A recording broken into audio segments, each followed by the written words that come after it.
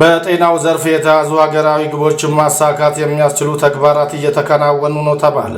በኢትዮጵያ በጤናው ዘርፍ የተያዙ ግቦችን ማሳካት የሚያስችሉ ተግባራት ተጠናክሮ መቀጠላቸውን የጤና ሚኒስትር ዴኤታ ዶክተር ደረጀ ዱጉማ ገልጿል። በማዕከላዊ ኢትዮጵያ ክልል የጤናው ዘርፍ ለማጠናከር ያለመ ጠንካራ የአመራር ስርዓት ግንባታ ለውጤታማ የጤና ስርዓት በሚል መርህ ሐሳብ የተዘጋጀው ስልጠና በሆሳዕና ከተማ እየተሰጠ ነው። ሚኒስትር ዴኤታው በመርሃ ግብሩ ባስተላለፉት መልእክት በጤናው ዘርፍ የተያዙ ሀገራዊ ግቦችን ለማሳካት ጠንካራ አመራር መገንባት ይገባል ሲሉም ገለጹ። የልማት አጀንዳዎችን ተፈጻሚ በማድረግ ጤናው የተጠበቀ ማህበረሰብ መፍጠር ላይ ትኩረት ተሰጥቶ እየተሰራ ነው ያሉት ሚኒስትር ዴኤታው አመራሩ ማህበረሰብን በማስተባበር በዘርፉ እምርታዊ ለውጥ እንዲመዘገብ መሆኑንም ተናግረዋል። በዲጂታል ቴክኖሎጂ የታገዙ አገልግሎቶችን ማስፋፋት፣ የጤና ተቋማት ደረጃ ማሻሻልና የተሟላ ግብዓት ማቅረብ ጤናማና አምራች ዜጋን ለመፍጠር እየተደረገ ያለውን ጥረት ለማጠናከር ታስበው የሚቀጥሉ ተግባራት መሆናቸውን አንስቷል። የማዕከላዊ ኢትዮጵያ ክልል ጤና ቢሮ ኃላፊ ሳሙኤል ዳርጌ በበኩላቸው የማህበረሰቡን የጤና ችግር መቅረፍ የሚያስችሉ ጠንካራ አመራሮችን መፍጠር የስልጠና ዋና ዓላማ መሆኑን ተናግረዋል።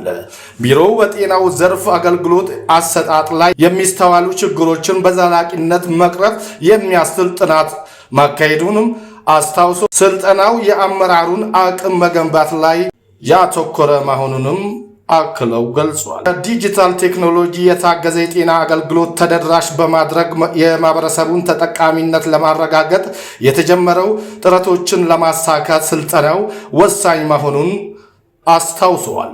ቱርቴ ትራምፕ ሆርዶፌ አሜሪካን ኢፈት ዳበተ ፈያ አዱኛ ኬሳ ባትሴ አሜሪካን አኬከቺisa waggaa tokkoon dura kennite hordofee qaama dhaabbata biyyoota gamtoomanii UN kan ta'e ifatti dhaabbata fayyaa addunyaa Dr. Tedros Adhanom hogganamu keessaa bahuu beeksifte.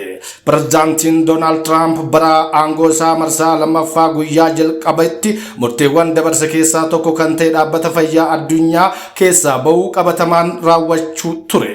Murtee kana hordofees alaabaan Ameerikaa waajjira muummee Siwiizerlaand magaalaa Jeeneevaatti argamu keessaa akka ka'u taasifamu Reuters namoota ijaan argan wabeeffachuudhaan gabaaseera.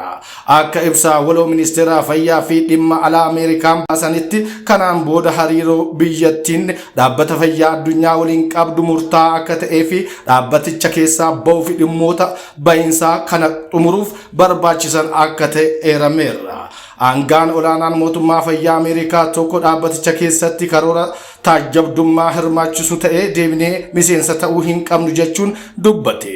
To'annoo dhukkubootaa fi dhimmoota fayyaa hawaasaa biroo dursi kennamaniif ilaalchisuun karaa dhaabbata idil addunyaa osoo hin taane kallattiin biyyoota waliin hojjechuuf karoorfatteetti. Dhaabbanni lammii Itoophiyaa Dr. Tedros Adhanom durfamu biyyoota miseensa ta'an 190 qabu kun Ameerikaan keessaa bahuuf murteessuun hojiiwwan fayyaa Ameerikaatis ta'ee addunyaa irratti hojjetaman kan miidhu ta'uu dubbatamaa jira. Pireezidaantiin Ameerikaa Doonaald Tiraamp humni waraanaa guddaan gara Iraanitti socho'aa jiraachuu ibsani. Tiraamp xiyyaara isaanii walgahii Daavoos Siwiizerlaanditti gaggeeffame irraa deebi'aa jiru irratti gaazexeessitootaaf ibsa kennaniin dooniiwwan waraana Ameerikaa dabalatee garagaloo galaana Paarshiyaatti qajeeluu himani. Humni guddaan gara Iraanitti socho'aa jira. Wanti tokkollee akka ta'u hin barbaadu. Baay'eetti dhiyeenyaan hordofaa jirra. Humni guddaan baay'inaan achitti socho'ee itti fayyadamuu dhiisus malla. Meeni ilaalla jechuun dubbatanni pireezidaantiin Ameerikaa Doonaald Tiraamp. Pireezidaantiin Ameerikaa kun waa'ee doonii waraanaa guddaa galoo galaana Paarshiyaatti imalan kana yoo dubbatan humna kana bobbaasuun kun ofirraa ittisuuf kan yaadame ta'uu dubbatani. Qondaaltonni Ameerikaa maqaan isaanii akka hin dhaamne barbaadan akka Reutersitti himanitti dooniin xiyyaaraa fe'umsaa US Abrahaam Lincoln dooniiwwan misaa'elaa qajeelfama qaban hedduu waliin ta'uun guyyoota dhufan keessatti baha giddu galeessaa ni gaa jedhamee eeggamaa jedhani. Qondaalli tokko akka jedhanitti Peentaagoon sirna ittisa qilleensaa dabalataa naannichatti bobbaasuun loltoota Ameerikaa fi dhaabbilee Iraan haleellaa irratti raawwachuu maltu irraa eeguuf kan gargaaru ta'uu himani. Kunis yeroo Ameerikaan Iraan waliin wal dhabdee keessa galuu dandeessu sodaatamaa jiruu fi Tiraamp haleellaa waraanaa raawwachuuf doorsisaa turani.